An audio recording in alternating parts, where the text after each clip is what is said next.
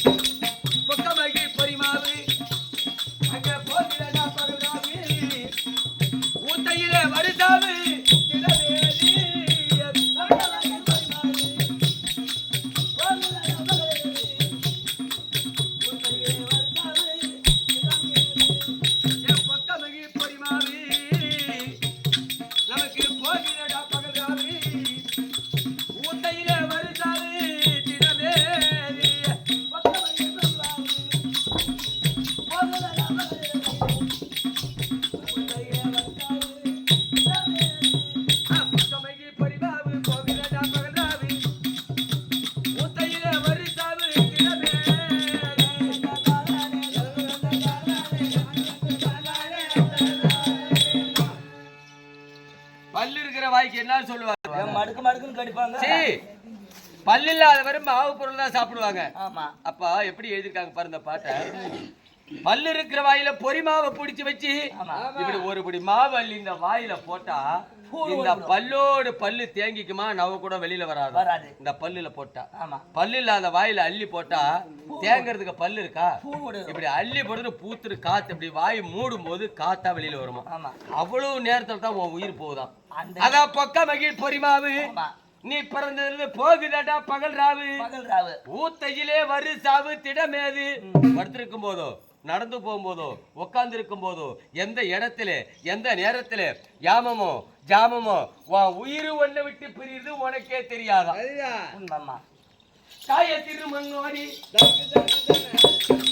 காய திருமண்ணோடி இந்த காத்து சேரு மின்னோடி கடவழிக்கு ஒன்னோடி துணையே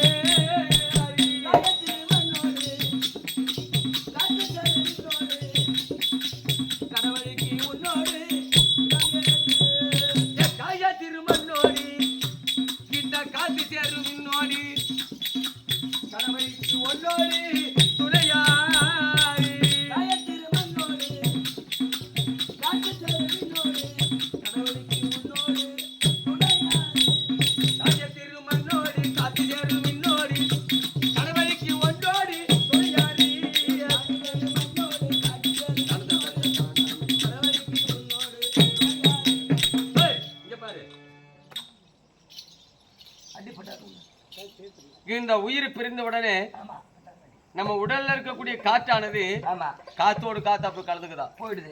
இந்த உடம்பு மண்ணுக்கு போயிடுதான். அதான் காயத்திரு மண்ணோடு இந்த காத்து சேரு விண்ணோடு இந்த காத்து காத்தோட கலந்துக்குது. இந்த உடலுக்கு மண்ணுக்கு போயிருது.